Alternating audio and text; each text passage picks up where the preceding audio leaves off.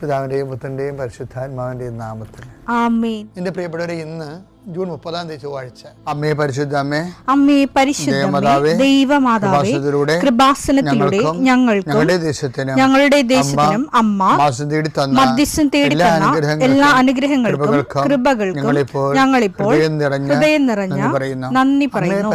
അമ്മേ പരിശുദ്ധമേ, ദൈവമാതാവേ, 2004 ഡിസംബർ 7 ഉച്ചകഴിഞ്ഞ് 2:30 കൃപാസനത്തിൽ സംഭവിച്ച അമ്മയുടെ പ്രത്യക്ഷപ്പെടലിനെക്കുറിച്ച് തിരുസഭയ്ക്ക് സമർപ്പിച്ചിരിക്കുന്ന പഠനരേഖകളുടെ മേൽ സഭാത്മകമായ പഠനം ആരംഭിക്കുവാൻ ഞങ്ങൾ പ്രാർത്ഥിക്കുന്നു.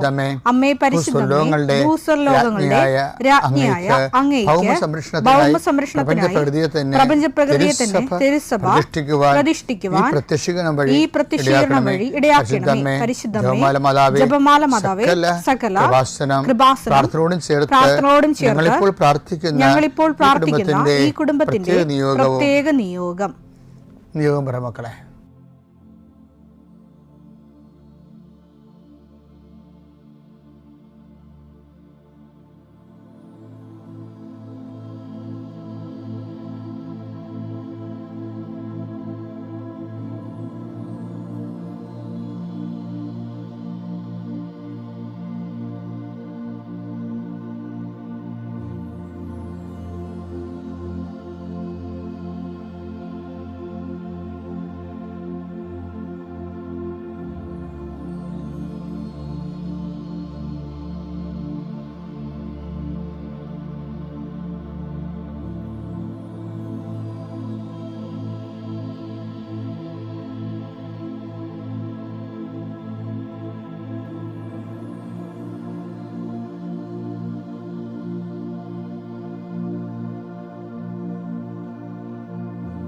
അമ്മയുടെ പ്രത്യക്ഷീകരണത്തിന്റെ ഈ അനുഗ്രഹവേളയിൽ ഞങ്ങൾക്ക് സാധിച്ചു തരുവാൻ കനിയണമേ. ആമേൻ. വിശ്വാസ പ്രമാണം.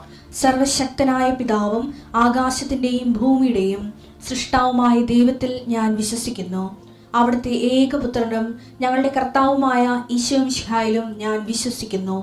ഈ പുത്രൻ പരിശുദ്ധാത്മാവിനാൽ ഗർഭസ്ഥനായി കന്യകാമറിയത്തിൽ നിന്ന് പിറന്ന് പൊന്തിയോസ് പീലാത്തോസിന്റെ കാലത്ത് പീഡകൾ സഹിച്ച് കുരിശിൽ തറയ്ക്കപ്പെട്ട് മരിച്ച് അടക്കപ്പെട്ട് പാതാളങ്ങളിൽ ഇറങ്ങി മരിച്ചവരുടെ ഇടയിൽ നിന്ന് 3-ാം നാൾ ഉയർത്ത് സ്വർഗത്തിലേക്ക് എഴുന്നള്ളി സർവശക്തിയുള്ള പിതാവായ ദൈവത്തിന്റെ വലതുഭാഗത്തിരിക്കുന്നു. അവിടെ നിന്ന് ജീവിക്കുന്നവരെയും മരിച്ചവരെയും വിധിക്കുവാൻ വരുമെന്നും ഞാൻ വിശ്വസിക്കുന്നു. പരിശുദ്ധാത്മാവിലും ഞാൻ വിശ്വസിക്കുന്നു. വിശുദ്ധ കത്തോലിക്കാ സഭയിലും പുണ്യവാന്മാരുടെ ഐക്യത്തിലും പാപങ്ങളുടെ മോചനത്തിലും ശരീരത്തിന്റെ ഉയർപ്പിലും നിത്യമായ ജീവിതത്തിലും ഞാൻ വിശ്വസിക്കുന്നു. ആമേൻ. സ്വർഗ്ഗസ്ഥനായ ഞങ്ങളുടെ പിതാവേ, അങ്ങയുടെ നാമം പൂജിതമാകണമേ. അങ്ങയുടെ രാജ്യം വരണമേ. അങ്ങയുടെ തിരുമനസ് സ്വർഗത്തിലെ പോലെ ഭൂമിയിലും ആകണമേ. അന്നു വേണ്ടുന്ന ആഹാരം ഇന്ന് ഞങ്ങൾക്ക് തരണമേ. ഞങ്ങളോട് തെറ്റ് ചെയ്യുന്നവരോട് ഞങ്ങൾ ക്ഷമിക്കുന്നത് പോലെ ഞങ്ങളുടെ തെറ്റുകൾ ഞങ്ങളോടും ക്ഷമിക്കണമേ. ഞങ്ങളെ പ്രലോഭനത്തിൽ ഉൾപ്പെടുത്തരുതേ, തിന്മയിൽ ഞങ്ങൾ രക്ഷിക്കണമേ. ആമേൻ. നന്മ നിറഞ്ഞ മറിയമേ, സ്വസ്തി. കർത്താവ് അങ്ങയുടെ കൂടെ സ്ത്രീകളിൽ അങ്ങ് അനുഗ്രഹിക്കപ്പെട്ടവളാകുന്നു. അങ്ങയുടെ ഉദരത്തിൻ ഫലമായി ഈശോ അനുഗ്രഹിക്കപ്പെട്ടവനാകുന്നു. പരിശുദ്ധ മറിയമേ, തമ്പുരാന്റെ അമ്മേ, പാപികളായ ഞങ്ങൾക്ക് വേണ്ടി ഇപ്പോഴും ഞങ്ങളുടെ മരണസമയത്തും തമ്പുരാനോട് അപേക്ഷിക്കണമേ. ആമേൻ. കർത്താവേ, നിന്റെ ഉന്നതമായ നാമത്തിന് സ്തോത്രം ചെയ്യും. കർത്താവേ, നിന്റെ വിശുദ്ധ പൗരോഹിത്യത്തെ മഹത്വപ്പെടുത്തണമേ. കർത്താവെ, സഭയിലുള്ള സാന്നിധ്യം പ്രകടമാക്കണം. 40 വർഷം ഞാൻ അർപ്പിച്ച കൃപാന്റെ യുഗതിയാൽ കൃപാസ്ഥാനത്താറെ ജീവനോടെ പ്രത്യക്ഷപ്പെട്ട മാതാവിന്റെ മാധ്യസ്ഥ ഇന്ന് അങ്ങയുടെ മക്കളെ പ്രാർത്ഥന കൂടുന്ന എല്ലാ മക്കൾക്ക് വേണ്ടി പ്രാർത്ഥിക്കുകയാണ്. കർത്താവെ, മനസ്സ് വേദനിക്കുന്ന എല്ലാ വിഷയങ്ങളും, അവരുടെ മനസ്സ് വേദനിപ്പിക്കുന്ന എല്ലാ വ്യക്തികളും ഇപ്പോഴും ഈശോയുടെ നാമം നിർവീര്യമാകട്ടെ. കർത്താവെ, മനസ്സ് വിഷമിപ്പിക്കുന്ന സാഹചര്യങ്ങൾ, ചെയ്തെടുക്കേണ്ട ഉത്തരവാദിത്തങ്ങൾ, മറ്റുള്ളവർ നമ്മളെ പഴി പറയാൻ സാധ്യതയുള്ള എല്ലാ വിഷയത്തിൻ്റെ മേലും കർത്താവിൻ്റെ കരുണ ചൊരിയുകയും നിങ്ങളെ കർത്താവ് ഇന്ന് നിലനിർത്തി തരികയും ചെയ്യട്ടെ.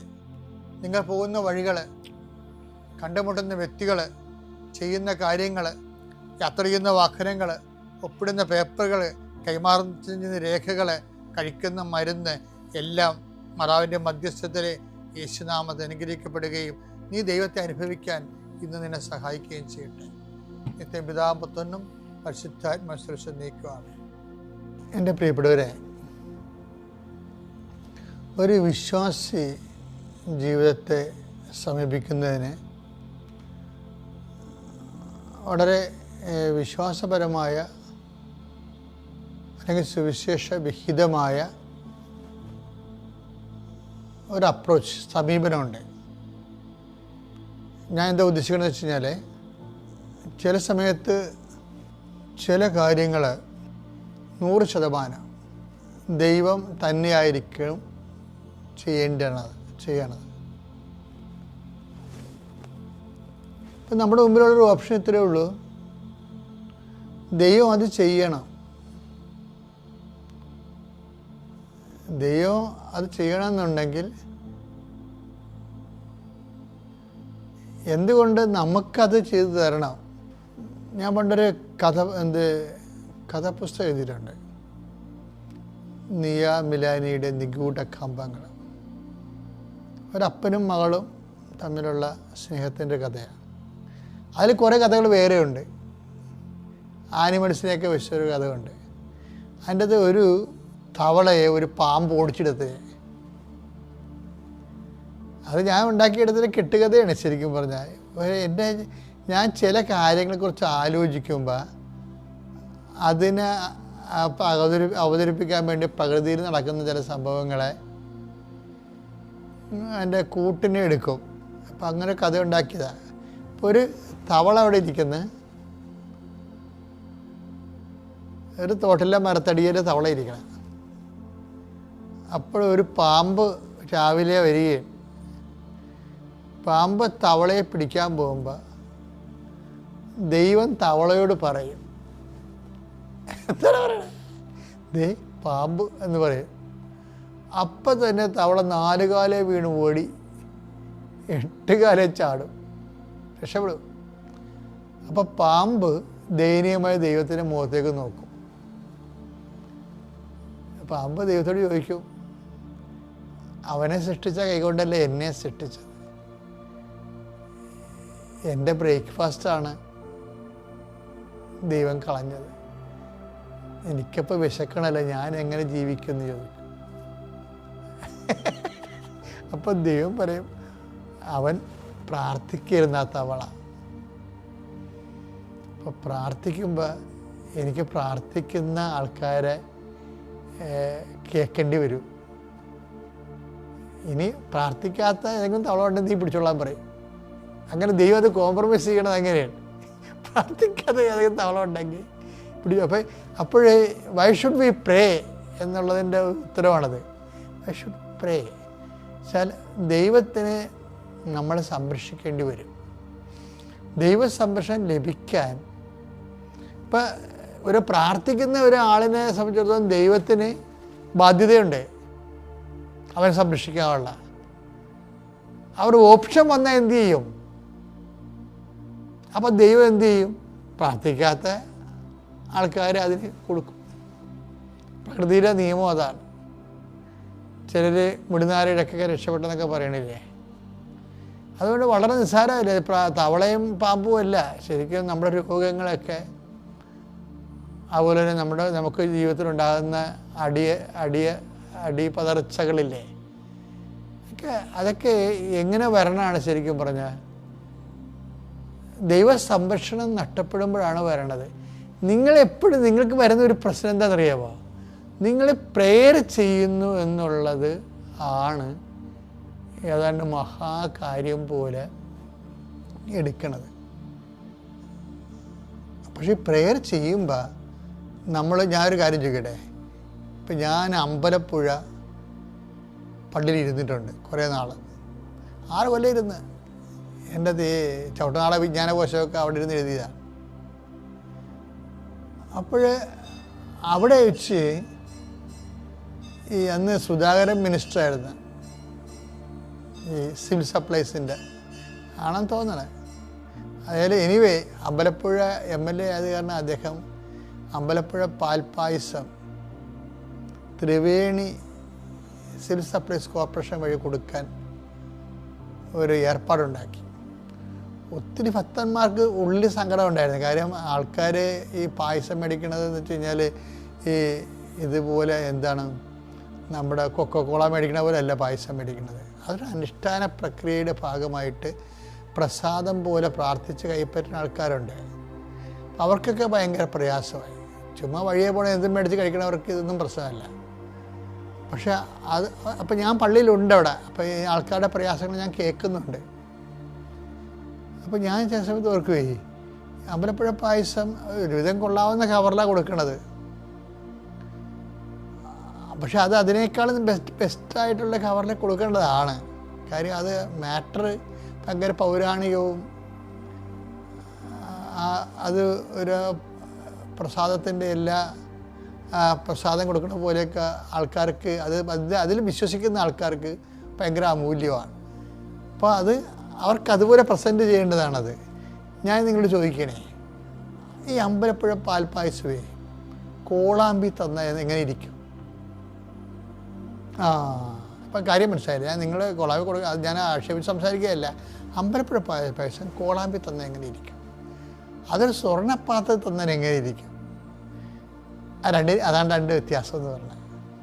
അതുപോലെ തന്നെയാണ് ഈ പ്രാർത്ഥിക്കുന്ന വ്യക്തി കോളാമ്പി പാർട്ടിയാണെങ്കിൽ എന്തു ചെയ്യും? പ്രാർത്ഥിക്കുന്ന വ്യക്തിയുടെ ഹൃദയം, അവരുടെ ഹൃദയം തുറന്ന ശവക്കുഴിയാണെന്ന് പറയത്തില്ലേ? ആ വചനം എടുത്തേ, റോമ 3:13. അവരുടെ തൊണ്ട തുറന്ന ശവക്കുഴി. ദ്വയാർത്ഥ പ്രയോഗങ്ങള്, തെറികള്, തന്തക്കുവിളികള്, തോന്നിവാസങ്ങള്, തങ്ങളെ പിടിച്ചിടം ജയിക്കാൻ വേണ്ടിയുള്ള എല്ലാ മലിന വാക്കുകളൊക്കെ ഉപയോഗിക്കുമ്പോൾ എന്താ ബൈബിൾ പറഞ്ഞത്? എന്താണ്? അവരുടെ തൊണ്ട തുറന്ന ശവക്കുഴിയാണ്. ഇപ്പം കയ്യിൽ ചതിപ്രയോഗമുണ്ട്, അതുപോലെ തന്നെ മലിനമസമായ ദ്വയാർത്ഥ പ്രയോഗങ്ങളുണ്ട്, അതുപോലെ തന്നെ തെറി പോലുള്ള തോന്നിവാസങ്ങൾ പറയുന്നവരാണെങ്കിൽ നിങ്ങൾ കോളാമ്പിയാണ് ശരിക്കും. അവിടെ ആ കോളാമ്പി കൊണ്ടുവന്ന് ദൈവത്തിന് പ്രാർത്ഥന കൊടുക്കുമ്പോൾ അമ്പലപ്പുഴ പാൽപ്പായസം കോളാമ്പി കൊടുക്കുന്ന പോലെ ഇരിക്കും. പാൽപ്പായസം എന്ന് പറഞ്ഞാലും ദൈവം അത് റിജക്റ്റ് ചെയ്യും. അപ്പോൾ നമ്മളെപ്പോഴും കേൾക്കണം പ്രാർത്ഥിക്കുന്നതെന്ന് പറയുമ്പോൾ ഭയങ്കര റിസ്ക് പിടിച്ച പരിപാടിയാണ്. ഇപ്പം ഞാനൊക്കെ ചില സമയത്ത് ഭക്ഷണം കഴിക്കാൻ വരുമ്പോഴേ ഞാൻ പ്ലേറ്റ് മണത്ത് നോക്കും. കാരണം ധൃതിക്ക് കഴുകണമല്ലേ.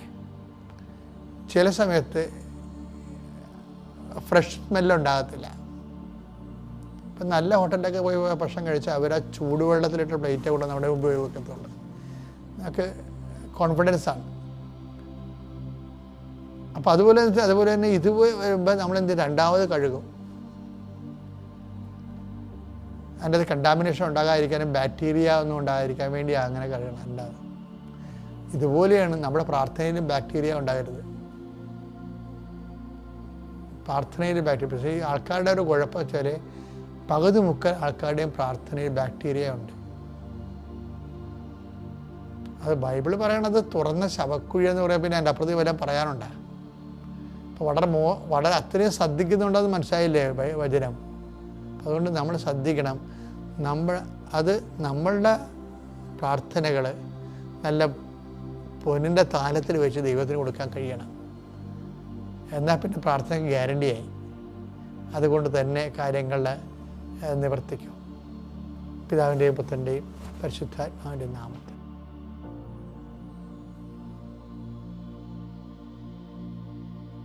അത്യപൂർവ ദൈവാനുഭവങ്ങൾ ഇനി നിങ്ങൾക്കും സ്വന്തം. ഈ യൂട്യൂബ് ചാനൽ ഇതുവരെ സബ്സ്ക്രൈബ് ചെയ്തിട്ടില്ലെങ്കിൽ ഇപ്പോൾ തന്നെ സബ്സ്ക്രൈബ് ചെയ്യുക. ഈ വീഡിയോ ഇപ്പോൾ തന്നെ നിങ്ങളുടെ സുഹൃത്തുക്കൾക്ക് ഷെയർ ചെയ്തുകൊണ്ട് കർത്താവിന്റെ പ്രേക്ഷിതരാകുക.